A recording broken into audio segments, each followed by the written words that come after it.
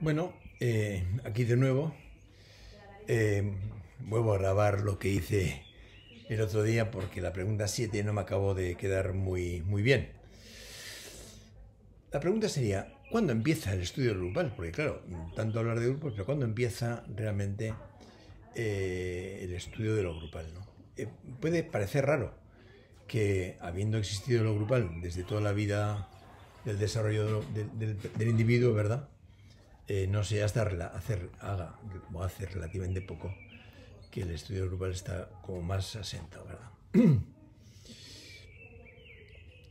Hay una figura que a mí me parece interesante, que es Charles Fourier, en el año 1770, que vivió entre los años 1772 y 1837.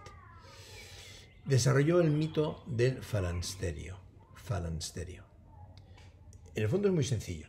La idea viene a decir algo así como si las personas estamos constantemente en pelea, quizás se deba a las características de cada una de nosotros.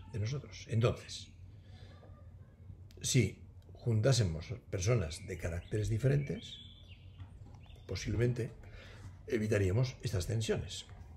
Entonces, parte de una hipótesis.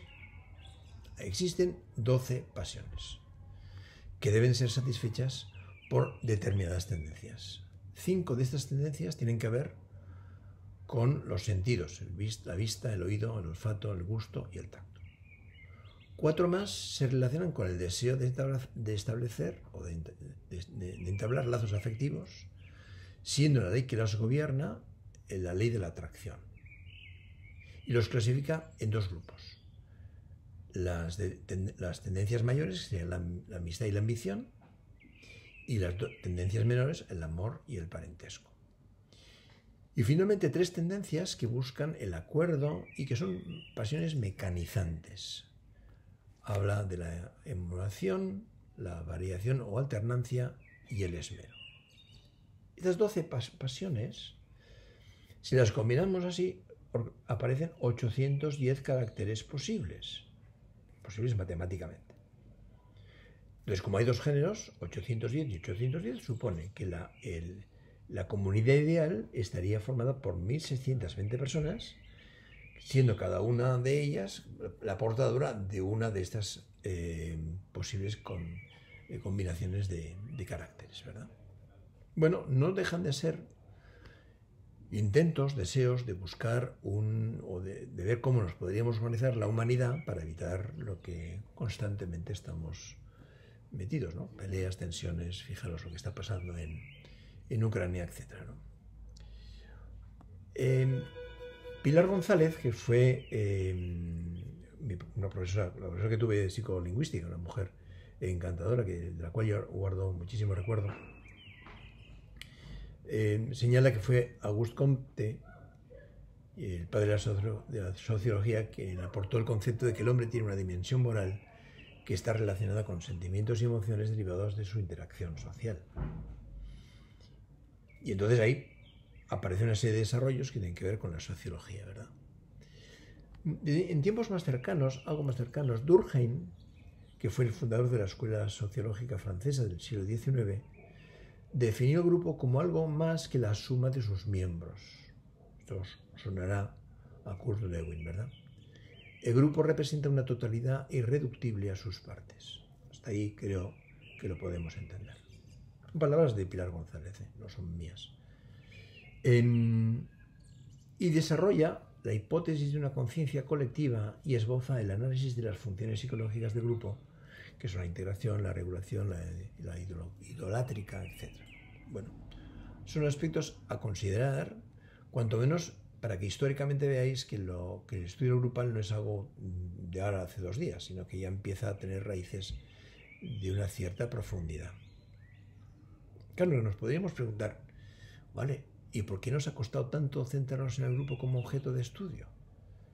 Es decir, vale, existe grupo, nos damos cuenta que existe grupo. A partir de un determinado momento de la vida de lo social, somos capaces de poner la palabra grupo a ese colectivo de personas que se dedican a hacer algo, una guerra, un desarrollo intelectual, un desarrollo económico, lo que sea, ¿vale? Perfecto. ¿Por qué nos ha costado tanto ponernos a pensar sobre ello?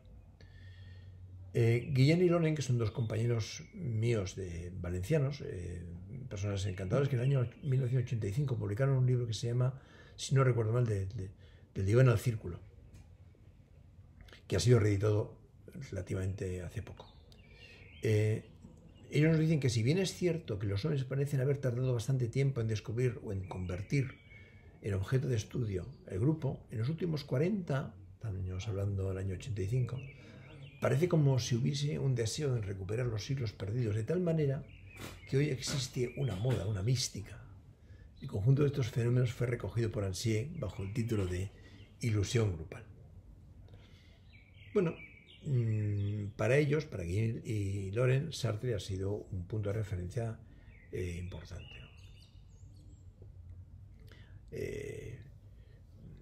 La verdad es que en el texto de la crítica de la razón dialéctica nos habla no como el grupo como algo inerte, sino como algo en proceso constante, en un constante devenir.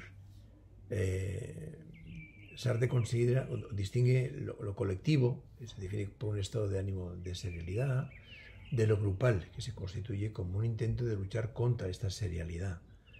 Pero esta está siempre ahí, como una amenaza, o como el polo dialéctico, ¿verdad? Bueno, en cualquier caso, aparece la angustia como un elemento que aparece, ¿no? Quizá esa angustia es la que posteriormente Hopper, como creo que en otro vídeo os comenté, señalaría como el cuarto supuesto básico. Posiblemente tengamos que reconocer que Freud fue quien nos puso a León como punto de referencia. La verdad es que cuando uno lee el trabajo de Freud del año 1921, el trabajo se titula Psicología de las masas y análisis del yo, la verdad es que no lo deja muy bien parado, como que le cae mal, ¿no? Bueno, en cualquier caso, uno cuando ve a Gustave Le Bon, ¿qué hace? Bueno, pues se pone a buscar sus textos y aparece, ¿no? En el texto en su libro, que está presentado por Alain Benoist, dice de él que era un hombre de ciencia que vivía en solitario en su apartamento laboratorio y que en 1898 inventó el primer reloj que se daba cuerda a sí mismo, gracias a las variaciones de la temperatura diurna. Poco después demostró la existencia de la radioactividad. Antes que Einstein, también demostró la falsedad del dogma de la indestructibilidad de la materia, estableciendo que la materia y la energía no son más que una sola y la misma cosa, bajo dos aspectos diferentes. Estamos hablando de un texto que fue publicado en 1905. Si bien le precedió otro que está titulado, y no he sido capaz de localizarlo, Las leyes psicológicas de la evolución de los pueblos. De este autor, de Benoist, señala que fue evidente el espíritu que cada pueblo, que a él le fue evidente el espíritu que cada pueblo posee una constitución mental tan fija como sus caracteres anatómicos, de la que se derivan sus sentimientos, sus pensamientos, sus instituciones, sus creencias y su arte. Bueno, la verdad es que si eso es lo que aparece en el texto de Le Bon, las leyes psicológicas de la evolución de los pueblos, pues será interesante ver qué es lo que dijo, ¿no? Intentaré localizarlo, y si lo localizo os lo contaré. Hay otro autor, Scipio Sigele, año 1891, hace 200 años prácticamente, siglo y medio. Fue un italiano que escribió en este año, en 1891, un texto titulado La folla delinquente, la masa delincuente, en el que aparece una serie de rasgos que la caracterizarían y que son recogidos también por Le Bon en su texto. Los rasgos son la ley de la unidad o uniformidad, es decir, que el grupo funciona al unísono, su comportamiento tiene una dirección común, funciona a partir de las emociones, se podría hablar de un alma colectiva o de individuo compartido, ¿no? La ley de la no deducibilidad del carácter de la multitud a partir del de sus miembros, es decir, que el todo no es igual a la suma de las partes. La ley del número, La intensidad de la emoción se incrementa proporcionalmente al número de personas que componen el grupo. Estas cosas que os estoy diciendo luego serán las bases sobre las cuales vamos desarrollando la teoría conceptual sobre la terapia de grupo o el grupo análisis en general, ¿no? La ley de la predisposición al mal. Es raro que la multitud tienda al bien, ya que por la teoría de la estratificación filogenética del carácter, determinados acontecimientos tienden a aflorar manifestaciones primitivas del mismo, como pueden ser la crueldad o el salvajismo. La quinta, la ley del guía o instigador. Es bonita la palabra instigador. En toda masa siempre hay un líder, conductor o instigador. Esto, quien quiera escucharlo, que lo escuche. Y la última ley es la de la composición de la multitud. Dice, la masa será violenta si en ella hay personas que tienen predisposiciones al crimen. Bueno, no está mal, es decir, el tema ahí está, ¿no? Le Bon, que os lo he introducido antes, ¿no? El primer autor de Psicología de las Masas y Análisis de Yo, a mí me parece que es muy interesante, ¿no? El texto señala que el conocimiento de la psicología de las masas constituye el recurso del hombre de Estado, tomad nota de eso, que desee no gobernarlas, pues ello se ha convertido hoy en día en algo muy difícil, sino al menos no ser completamente gobernado por ellas. ¿Os suena? A mí me parece impresionante. Bueno, describe desde el punto de vista psicológico y asume que cada colectivo tiene características diferentes, ¿no? E indica que se genera en un colectivo un alma colectiva, indudablemente transitoria, forma un solo ser y está sometida a la ley de la unidad mental de las masas. Es decir, la unidad mental de las masas viene a ser aquella situación por la cual todo el mundo acaba pensando de forma similar, léase una manifestación, léase lo que queráis, ¿vale? También Le Bon nos habla de los efectos sobre el individuo. Dice, la disolución de la personalidad consciente y la orientación de los sentimientos y pensamientos en un mismo sentido. Es decir, como alude a que la masa es capaz de disolver la personalidad del individuo. Señala también, al ver una gran aglomeración, que el individuo integrado en la masa adquiere un sentimiento de potencia invencible que le permite ceder a instintos que por sí solo habría frenado forzosamente.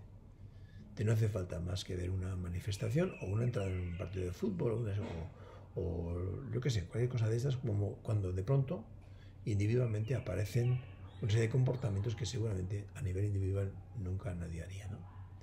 Y que recoge dos leyes, la ley del contagio mental y la ley de la sugestibilidad. Esto lo dice Le Bon, 1800, o sea, a finales del siglo XIX. Otro autor es G. Tarde. Vivió entre el 1843 y el 1904. ¿Quién era? Pues tengo pocos datos, ¿no? Sé que hizo en 1898, publicó estudios de psicología social, también las leyes de la imitación y un tercer trabajo sobre la opinión y la masa. Esta última del año 1901 no los localizó. Bueno, si un día los localizo, ya os incorporaré la información para que la tengáis, ¿no?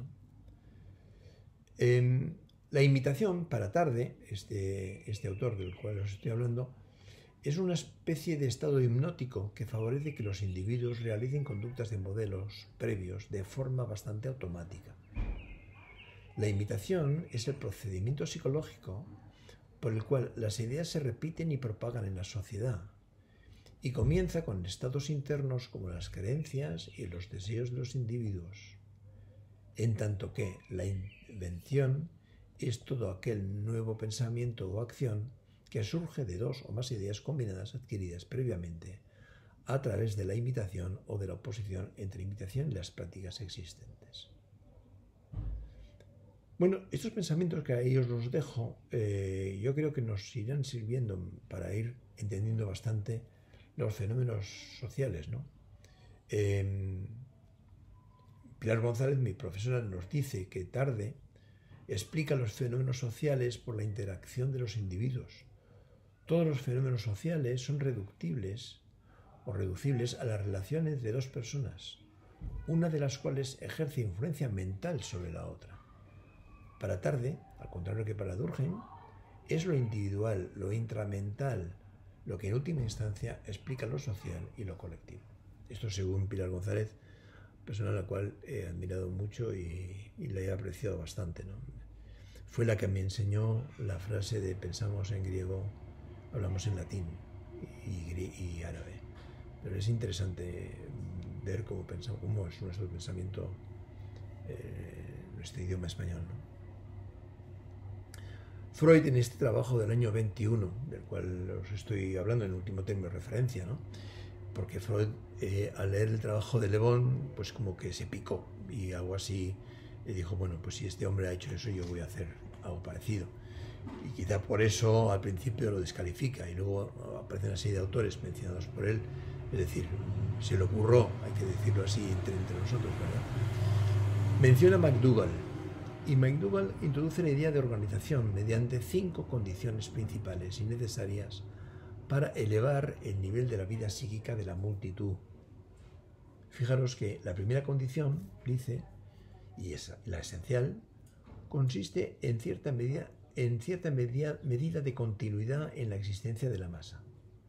Es decir, aquel colectivo necesita un tiempo, una temporalidad para establecerse como tal. En segundo lugar, es necesario que cada uno de los individuos de la masa se haya formado una determinada idea de la naturaleza, función, la actividad y las aspiraciones de la misma, idea que se derivará para él en una actitud afectiva con respecto a la totalidad de la masa. O sea, si me escucháis de nuevo, veréis los entresijos que tiene esa afirmación. En tercer lugar, dice, es preciso que la masa se halle en relación con otras formaciones colectivas análogas.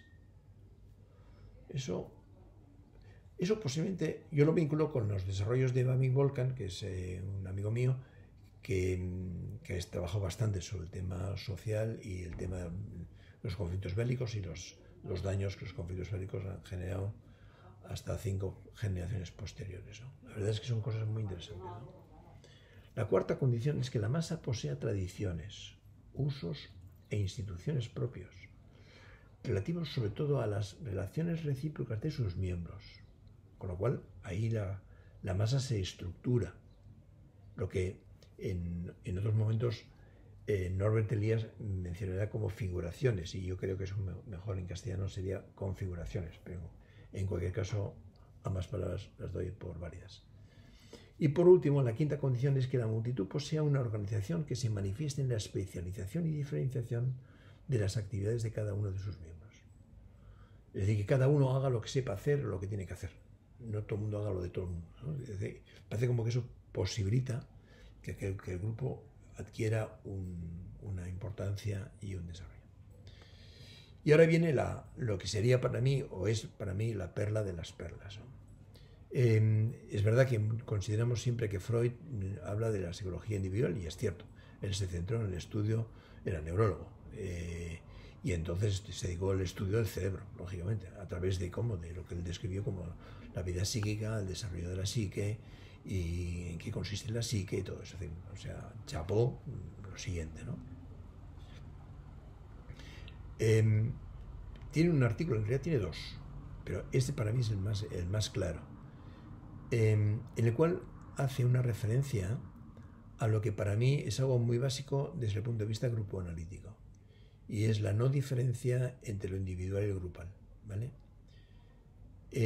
Freud, en el año 21, el artículo es de este año, 1921, Psicología de las masas, que se llama, o no recuerdo ahora cómo es, ¿vale? Dice, en la vida anímica individual aparece integrado siempre, efectivamente, el otro como modelo, objeto, auxiliar o adversario, y de ese modo la psicología individual es al mismo tiempo y desde el principio psicología social en un sentido amplio pero plenamente justificado. Y a partir de ahí una serie de consideraciones previas acerca de lo social. Dice, al hablar de psicología social o colectiva se acostumbra a prescindir de estas relaciones tomando solamente como objeto de investigación la influencia simultánea ejercida sobre el individuo por un gran número de personas a las que le unen ciertos lazos, pero que fuera de eso pueden serles ajenas desde otros muchos puntos de vista. Esto es importante, al menos a mí me parece que ahí dice algo muy importante, ¿no? Esto le asombra a Freud a mi modo de ver. Y dice, roto así, un lazo natural, el de las relaciones entre las personas, resultó ya fácil considerar los fenómenos surgidos en las circunstancias particulares antes señaladas como manifestaciones de un instinto especial irreductible del instinto social que no surge al exterior en otras situaciones. Ahí dice, bueno, pues vale, pero fijaros que no podemos prescindir del lazo natural, que es la influencia ejercida entre nosotros, puesto que aparecen afectos que nos vinculan, ¿vale? Bueno, y os dejo por hoy. Espero que os haya gustado. Hasta la próxima ocasión, ¿de acuerdo? Venga, gracias.